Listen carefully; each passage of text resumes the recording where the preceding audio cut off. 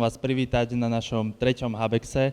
Naposledy sme tu mali tému šport a teraz sa prenesieme opäť späť do vedy a o vesmíre nám porozpráva naša absolventka gymnázia, pani doktorka Lídia Štofanová.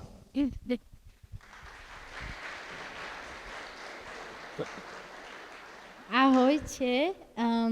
Chcela by som povedať predtým, než ešte začnem, že ďakujem teda za pozvanie.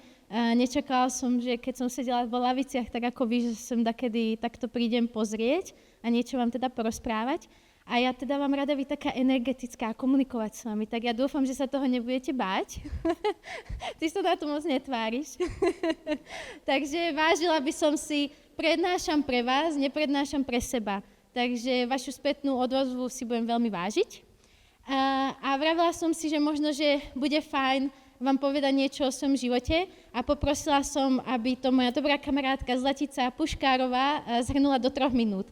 Takže by sme sa na to pozreli.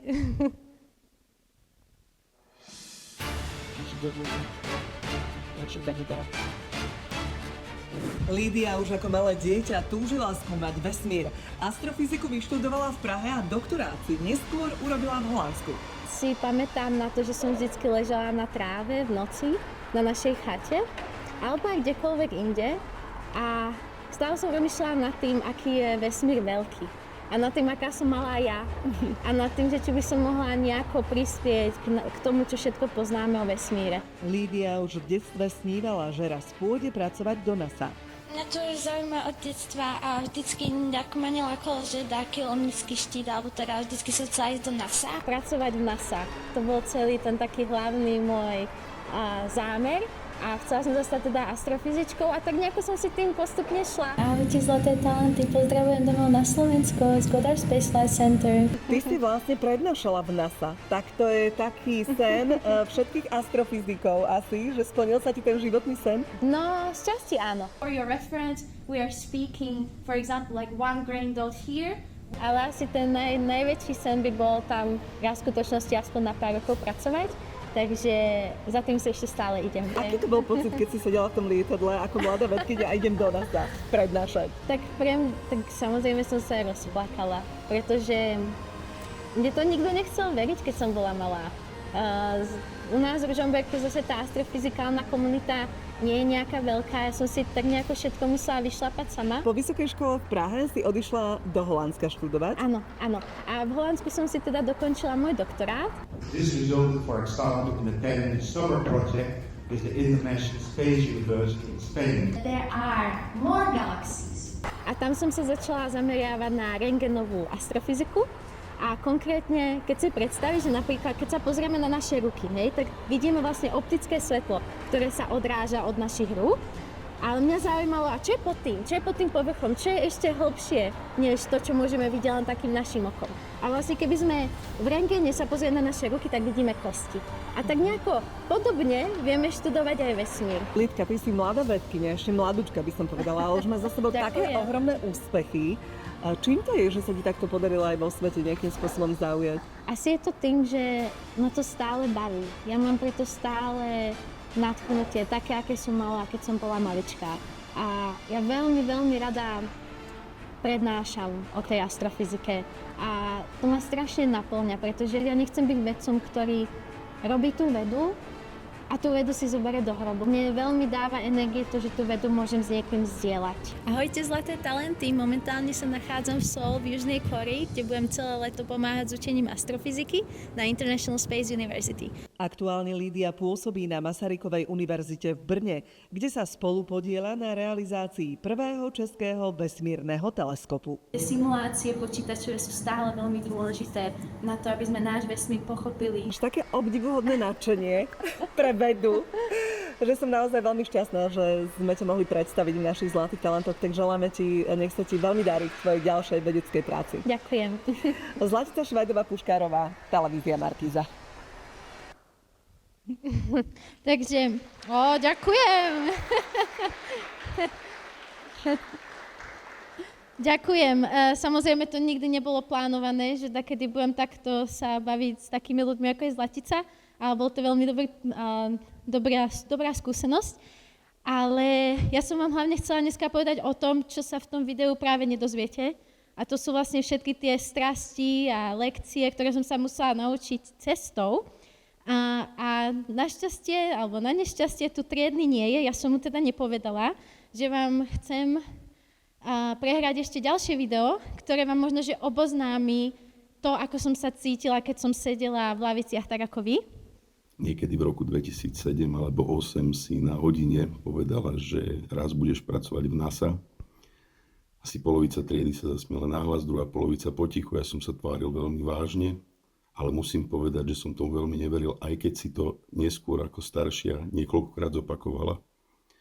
A teraz zrazu po necelých 20 ročiach natáčam video, kde ti gratulujem k tomu, čo si dosiahla a čo sa ti podarilo, a je to naozaj neuveriteľné, že si to dotiahla takto ďaleko. Takže toto bolo video, ktoré mi triedny poslal, keď som obhajovala doktorát. Takže to bolo veľmi pekné to počuť z jeho úst, že to nebolo iba v mojej hlave, že sa mi všetci smiali, keď som povedala, že chcem pracovať v NASA.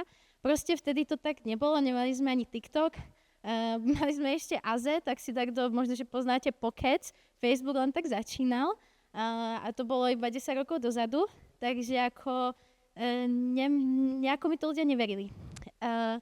A čo som vám chcela ukázať je, že vlastne asi si viete predstaviť, celkom dosť času som strávila v knihách a rada som sa učila teda. Asi na takýto typ kariéry to človek potrebuje.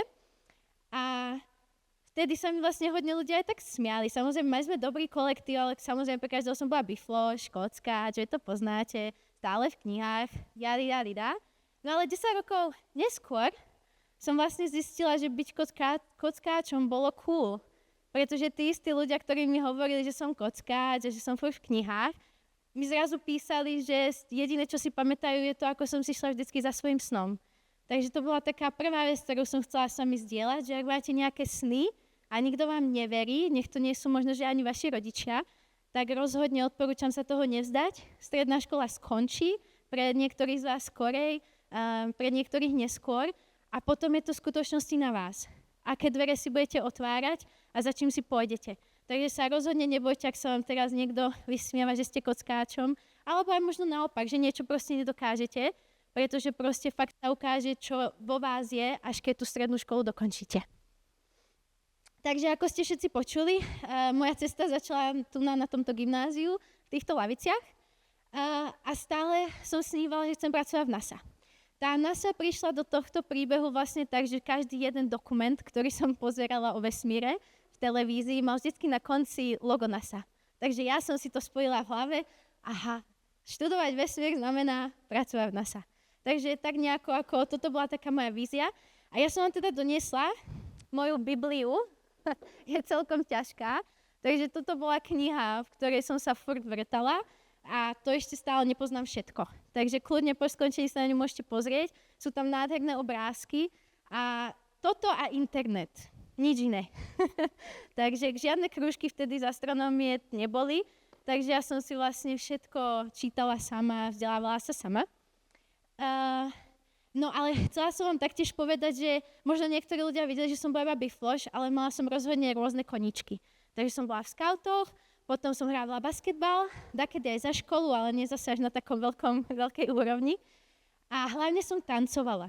A v podstate počas celej strednej školy som pobehala celé Slovensko po súťažiach a tancovala som hip-hop, možno, že to daktorí poznáte, takže som vyrastala na rapovej hudbe. A potom sme vlastne trošku robili aj jazz a contemporary. A prečo vám to hovorím je, pretože zhodou okolností vlastne toto leto sa mi niektoré aktivity spojené s astrofyzikou dostali pod nos práve vďaka tomu, že som s niekým zdieľala tie koníčky, ktoré som počas strednej mala. A pre všetkých v Holandsku, keď som povedala, že som súťažila tak, čo mne prišlo vtedy možno také normálne, alebo že to vlastne možno ani tak nič nebolo, tak pre všetkých to bolo veľmi cool. Takže by som vás chcela rozhodne podporiť v tom, že dokážete robiť oboje. Dokážete mať skvelú kariéru a dokážete si udržať tie koníčky. Len to možno chce trošku plánovania. A vlastne takto by som sa chcela odďačiť aj škole a učiteľom, pretože na tých pár súťaží, keď som musela ísť sa pripravovať, tak som dostala povolenie niektoré hodiny vymeškať. Takže vám veľmi za to ďakujem, že ste ponúkali také prostredie, kedy človek si vlastne mohol rozvíjať oboje. Vzdelávanie, ale aj tie koníčky. Takže ďalej som išla na Karlovú univerzitu. Možno si to niektorí učiteľia pamätajú. Ja som mala asi zároveň veľké a nie veľké sebavedomie. Ja som podala len jednu jedinú prihlášku. Žiadnu inú. A proste som vedela, že to vyjde. Ale myslím si, že keď sme boli na pošte s maminkou raz, tú prihlášku odovzdávať, tak som sa na ňu pozrela a hovorím, a čo, ak to nevyjde? Takže ja som fakt mala iba jednu jedinú prihlášku a vtedy v tých časoch sa vlastne prijímačky ani nerobili na Karlovú univerzitu. Takže nás prijali všetkých a samozrejme po prvom semestri sa to veľmi vyredukovalo. Asi nás začalo 150, po prvom semestri nás bolo necelých 50 a asi to dokončili 35. Takže tie čísla sú celkom šokujúce. A vtedy, keď som chcela ísť na Karlovú univerzitu, tak to znamenalo neštudovať hneď astronómiu a astrofyziku, ale začať všeobecnou fyzikou. A až potom na magisterskom štúdiu som sa mohla sústrediť na astronómiu a astrofyziku. Ale musím povedať, že boli chvíle, kedy som si vedela, či to vážne chcem robiť. Takže som si vyskúšala aj robotu v labáku s vodivými polymérmi, takže tam bolo trošku chémie a samozrejme stále tá fyzika. Ale rozhodne som rýchlo pochopila, že v tej dobe to nebolo pre mňa. Ale proste skúsila som si to. A človek, keby si to neskúsil, tak by možno nevedel. No a to je prvýkrát, čo som vlastne spomenula astrofyziku, takže som vám len skrátka chcela povedať, čo to vlastne astrofyzika je. Vy máte všetci fyziku už, že áno. Tak si predstavte, že všetko, čo sa tam učíte, teraz pretransformujete na iné objekty. A tými objektami sú vesmírne objekty. Či sú to hviezdy, supernovy, planéty, galaxie. Takže v podstate využívate tie isté zásady, alebo možno, že mi teraz niekto pomôžete, ako preložiť principles, zákony možno. Takže všetky tie isté zákony používate, len ich používate na iné objekty, ktoré sú veľmi vzdialené od nás. No, a tu nás s takými 2 slajdami som vám chcela ukázať, koľko vás asi čaká, keby ste si vybrali takúto kariéru. Toto boli štátnice PDF-ko, ktoré jeden dobrovoľník, neviem kto, tam máme tam jeho meno, ale s dievčatou nestretla, pretože si všimnite ročník 2007, kto dal dokopy a možno, že ste si všimli, státnice z astronómie a astrofyziky v kostce. A len to bolo 500 strán, takže len výcud 2 rokov bol 500 strán a ešte nebol ani dokončený. Takže je toho veľa, čo sa človek musí učiť. A tu nás som chcela ukázať, čo sa odo mňa očakávalo predtým, než som prišla. A ja si to pamätám, ako keby to bolo včera. Mali sme týždeň predtým, než som začala študovať fyziku, taký prípravný kurz. Teraz to zredukovali do 2 dní. A prišla som tam. A teraz si predstavte, sú tam teraz najlepší z najlepších a všetci proste tieto matematické metódy ovládali. A pre mňa to bol celkom šok, nebudem klamať. Takže proste dovtedy som niečo ako gradient ešte nepočula. A musela som si teda veľa toho dohnať, takže prvých 2,5 roka som bola non-stop v knihách. A ak budete mať tieto slajdy potom k dispozícii. Takže ja som si práve pre vás vygooglila, že vlastne teraz robia niečo aj ako kurz prípravy, čo by ste mali vedieť zo strednej školy. Ale toto je práve v Prahe, takže to by asi nebolo realistické tam chodiť, ale existujú kurzy, na ktoré sa človek môže pripraviť a možno, že trošku viacej vedie, do čoho ide, keď pôjde študovať fyziku, ale možno aj informatiku a matematiku, pretože je všetko na matematicko-fyzikálnej fakulte. No, ďalej som bola prijatá na doktorát v Holandsku, takže moja cesta potom teda pokračovala viacej na západ. A je strašne veľa vecí, ktoré by som vám chcela práve z tohto obdobia povedať, ale nemáme na to čas, takže možno ste si všimli. Knižky som 2 doniesla, takže ak tu máme, počula som, že sú tu nejakí nadšenci, takže 2 knižky mám, takže budem veľmi rada, ak vám môžem darovať. A tu v tejto knižke je 5 rokov môjho života, takže počas PhD som sa venovala rôznym veciam. Kozmická pavučina, galaktické kopy galaxií, plazma, ako modelujeme plazmu, ionizačné procesy, rovnováhy v plazme. potom som sa venovala trošku plánovaniu budúcich misií a všetko by ste to mohli možno, že schovať pod taký dážnik, ktorý sa nazýva rentgenová spektroskopia. No a dneska som musela vybrať iba dačo, o čom vám poviem, pretože to všetko nestíhame. Tak som sa rozhodla, že by som vám niečo povedala o veľkých štruktúrach v našom vesmíre a o tom, aký je vesmír okolo nás. Takže moja prvá otázka. Poznáte niekto, čo je na tomto obrázku? Prosím, nebojte sa. Nemusí sa hlásiť, môžeš povedať. Super. Ktorí z vás poznajú Mliečnú dráhu? Môžete zdvihnúť ruky, kto ju pozná, kto to takedy počul? Dobre, super. Super, to som rada. A videli ste ju niekedy niekto naživo? Videli ste ju? Super. Takže človek musí ísť niekam, kde nie je toho svetla až tak veľa však. No ale je veľmi ťažké si predstaviť tú Mliečnú dráhu však, lebo proste čo poznáme je ten svet okolo nás. A ja som vám chcela ukázať jeden obrázok, ktorý mal na mňa veľmi veľký vplyv, keď som študovala na Karlovej univerzite. A mám pre vás ďalšiu otázku. Pozná niekto objekt, ktorý je na tomto obrázku? Aha. Super. Ale neviem, či to všetci vedia. Počuli ste všetci, čo povedal? Takže povedal Saturn, takže Saturn je práve táto veľká planéta a jej prstence. A chcela by som vedieť, viete všetci, kde sa nachádza Zem na tomto obrázku? Viete nájsť našu Zem? Áno, ty už viem, že to vieš. Táto časť to tiež vie? Takže Zem je práve v tomto krúžku, táto malá bodka. A ja si pamätám, keď som sedela v laviciach, aké to bolo pre mňa šokujúce si pomyslieť, že toto je naša Zem a všetko, čo poznáme tu, všetci ľudia sa zmestili do tej jednej malej bodky. Takže myslím si, že človek začne chápať aspoň trošku, aké sú tie vzdialenosti vo vesmíre veľké. No a keď pôjdeme ďalej, pozná niekto tento objekt možno? Vie niekto? Ty vieš? Áno, je to Andromeda. Vybrala som takú, aby nebolo to také ťažké. Takže to je galaxia v Andromede a chcela som vám ju ukázať hlavne kvôli tomu, pretože som vám chcela povedať o tom, že nielen naša Mliečna dráha existuje vo vesmíre, ale existuje takých galaxií veľmi veľa. Takže postupne ideme ďalej a ďalej a takéto galaxie môžu vytvárať aj kopy galaxií. Takže tu je kopa galaxií vo Virgo, a má asi 1300 galaxií. Takže každá táto väčšia bodka a dokonca aj tieto špirálové galaxie sú galaxie, ktoré patria pod jednu kopu galaxií. A takýchto kôp máme desiatky až stovky. Takže človek tak začína možno sa šťastie orientovať v tom, že ten vesmír je fakt veľký. No, a môžem sa s vami zahrať takú hru?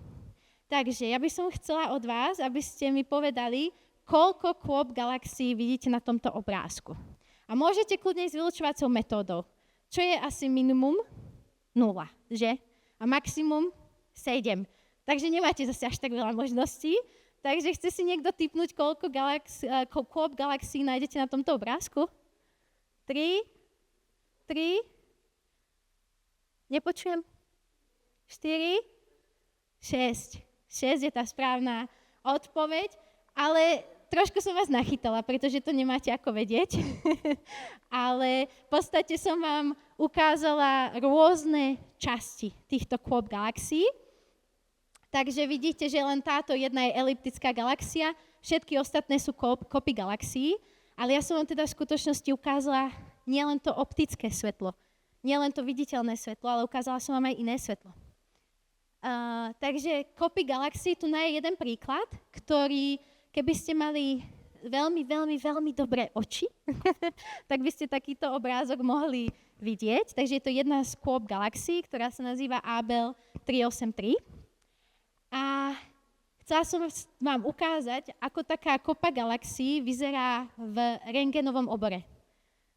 Takže vo viditeľnom svetle vidíme jednotlivé galaxie, ale v tom rentgene vidíme horúci plyn a horúcu plazmu, ktorá vyplňa ten priestor medzi galaxiami. Takže človek môže v rôznych svetelných vlnových dĺžkach skúmať ten istý objekt, ale iné časti To je takisto, ako keď sa ja pozriem na vás. Vidím všetko to z povrchu. Ale v skutočnosti je tam toho viacej. Infrared, takže pomôžte mi niekto, ako sa preloží infrared? Infračervenom. Infračervenom by som videla proste všetko to teplo, ktoré z vás teda vychádza. Takže, a keby sme šli ešte ďalej, tak zistíme, že takýchto kôp galaxií je o mnoho viacej v našom vesmíre a začínajú vytvárať štruktúru.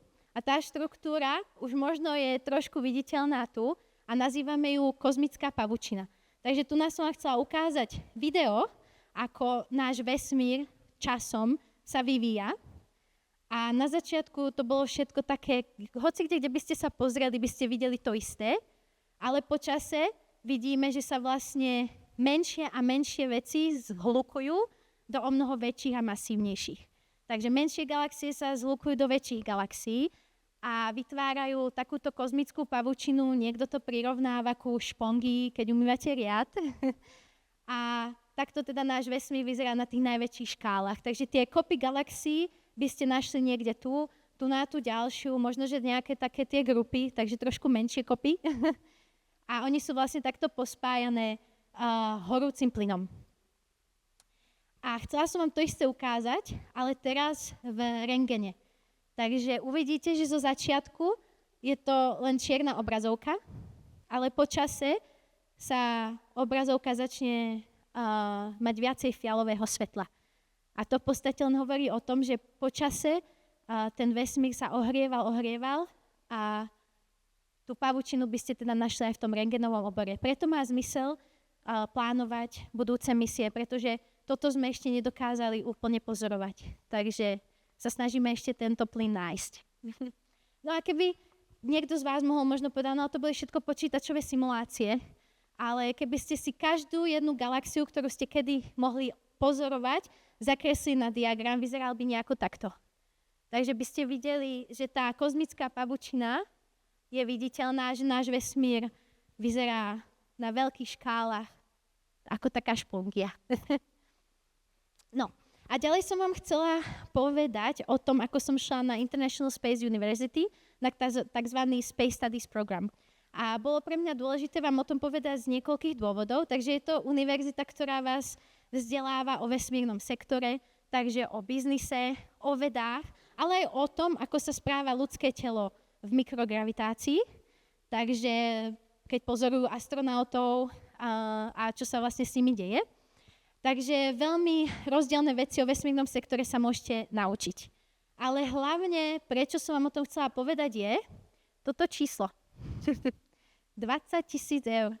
To je to, koľko by ste museli zaplatiť za 8 týždňov na takejto univerzite a na stretnutie týchto ľudí. To je strašne veľa peňazí. Však. A keď som sedela tak ako vy v laviciach, mne vlastne vtedy nikto nevysvetlil, že keď sa vás pýtajú, aby ste zaplatili za školu 20 000 eur, takže to znamená, že to musíte vysoliť z vášho vrecka. Takže ja som sa v Holandsku naučila, aby som mohla vlastne svojim zamestnávateľom povedať, že má význam do mňa investovať. Nedáte mi peniaze a nepodporíte ma na to, aby som na takúto školu šla, čo mne nebolo príjemné, keď som to robila prvýkrát. A viete, čo bola odpoveď z Leiden University? Lidka, ty budeš navždy absolventkou Leiden University, takže to znamená, že do konca tvojho života nás budeš reprezentovať. To má zmysel, aby sme do teba investovali. Takže celú čiastku som si teda nevydobila iba z Leiden, ale bola som aj na The Netherlands Institute for Space Research a proste som klopala. Klopala a dúfala, že sa dvere otvoria a že to nemusím vysoliť z vlastného vrecka. Takže bolo vtedy, keď človek začne klopať a začnú sa otvárať dvere, tak zistí, koľko je možností a kde všade sa také peniaze dajú získať. Niektorí ľudia napríklad z tohto programu si vytvorili trička. A vytvorili si trička, predávali ich a proste nejakú časť týchto peňazí si získali. Išli sa pýtať do bank, pretože mali proste nejaké fellowship. Takže som vám len chcela povedať, že keď niekde uvidíte na nejakom programe, kde budete chcieť ísť takúto cenu, tak sa jej nezlaknite. Takže pár cool fotiek z toho programu. Takže môj program bol 2021 v Granade. Každý rok ho robia niekde inde. A bolo to pre mňa prvýkrát, ako som si mohla vyskúšať postaviť takú malú raketu, ktorá letela asi tak do 100 metrov. Takže to bolo niečo, čo proste na fyzike, keď človek študuje tú teóriu, si nemohol vyskúšať. Takže pracovali sme dokonca na tom, ako by mohla byť nejaká... ako by sme mohli niekedy potenciálne žiť na Marse, a čo všetko by sme preto potrebovali. Takže človek si mohol skúsiť veci, na ktorých bežne nepracoval. No a potom 23 to prišlo. Prišla pozvánka do NASA. A ja som bola veľmi šťastná, pretože sa ma spýtali, že či môžem mi prednášať o mojom výskume. A to sa nedá ani popísať. Takže prišla pozvánka, jasné, že som to zobrala a bolo to prvýkrát, čo som letela do Ameriky. Prvýkrát, čo som navštívila NASA, konkrétne to bol Goddard Space Flight Center. NASA má viacero miest po Amerike. Toto jedno sa nachádza v Greenbelt, takže možno tak to vie. A keď nie, tak je to kúsok od Washington DC, takže East Coast Ameriky. Takže som im prednášala. Takže mala som možnosť sa s nimi stretnúť, mala som s nimi možnosť interagovať a potom som vlastne s nimi zostala aj v kontakte, aby sme pracovali na nejakých projektoch. A chcela som vám povedať niečo o tom, ako to tam funguje. Takže toto je obrázok z High Bay, kde tie najväčšie teleskopy dávajú dokopy. A vždycky vám dajú takúto žltú kartičku. A vždy musíte, keď takto prídete do NASA, mať tzv. Escort. Takže niekto, kto s vami je. A takže som sa mala možnosť pozrieť aj na nejaké tie testovacie zariadenia, radiačné alebo vibračné. No a toto je tá High Bay, kde vždycky vidíte tie teleskopy a toto je taká zaujímavosť, toto sú všetko, to je veľká stena filtrov. A filtre sú to kvôli tomu, pretože to je tzv. Čistá miestnosť. Takže tam furt fúka vzduch a to je kvôli tomu, pretože nechcete, aby vaše časti kože alebo vlasy alebo niečo také pristáli na tých teleskopoch, pretože to bol problém. Takže to len taká malá zaujímavosť. A ja som sa tam bola schopná vrátiť tento rok znova, a to na dlhšie. A nahrala som vám tam jedno video, v ktorom... Ahojte, Gimpláci, pozdravujem tohoto Ružomberka z Goddard Space Flight Center. Takže som vám poslala pozdrav, neviem, či ste ho už videli. No a tu je vlastne nový teleskop, ktorý stavajú, Nancy Grace Roman teleskop, takže to bolo pre mňa pekné vidieť ho po 2 rokoch a ako pokročili. A kto vie, možno, že ho uvidím ešte znova, predtým, než bude letieť. Takže a moja prítomnosť je momentálne v Brne. Nečakala som teda, že sa vrátim do Českej republiky, svet to tak zariadil. A dostala som ponuku pracovať na prvom českom vesmírnom teleskope a tú ponuku som zobrala. Takže tu je len taká malá animácia pre vás. Tento teleskop bude v ultrafialovom obore, má pozorovať tzv. Kilonovy. A kilonovy sú zrážky neutrónových hviezd. No a prečo som vám to chcela povedať je, a tu teda dúfam, že všetci viete, čo je táto tabuľka. A teraz by som sa chcela spýtať, vidíte na tejto tabuľke niečo iné? Je vám tá tabuľka nejako zvláštna? Máme tu chemikárky, či nie dneska? Takže vás nikto nemôže skarať, takže vidí niekto niečo iné? Počula som farby? Farby, áno, sú to farby. Táto tabuľka je teraz sfarbená procesmi, akými tieto prvky vznikajú. A ja by som chcela, aby ste sa pozreli na všetky tie fialové. Je medzi nimi napríklad aj zlato. A presne to sú tie kilonovy, tie zrážky neutrónových hviezd, sú tie procesy, ktoré vytvárajú v našom vesmíre kovy ako aj zlato. Takže preto sme veľmi nadšení z tej misie, pretože práve môžeme povedať niečo o tom, ako vznikajú také prvky ako zlato v našom vesmíre, alebo aj zlato na reťazkách. No a posledné slajdy. Čo to znamená byť astrofyzikom? Vravila som si, že asi taká prvá vec, ktorú by som mala ukázať, je moja mapa. A asi vidíte, kam tým mierim. Znamená to veľa cestovania. Človek chodí a prezentuje, rozpráva o svojom výskume a chodí po celom svete. Ale v skutočnosti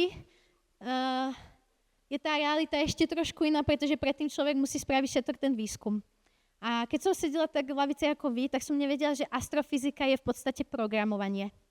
Takže človek každodenne programuje a venuje sa matike, robí pozorovania a píše články a potom o tých článkoch chodí prezentovať. A potom sú tam žraloci, ktorí sa vás pýtajú na všetky detaily, či ste na čo nezabudli. A potom ten kolobeh ide znova. A tak nejako, keď chce človek mať takú tú typickú kariéru astrofyzika, tak nejako ako skončí ako profesor so svojou vlastnou skupinou. Ale to neznamená, že ten astrofyzik nemôže mať kariéru aj bez toho, aby sa stal profesorom. Takže to len tak skratke. No a toto bola moja cesta, takže by som sa chcela spýtať, aká je tá vaša. A budem vám teda želať veľa úspechov, aby ste si šli za svojimi snami.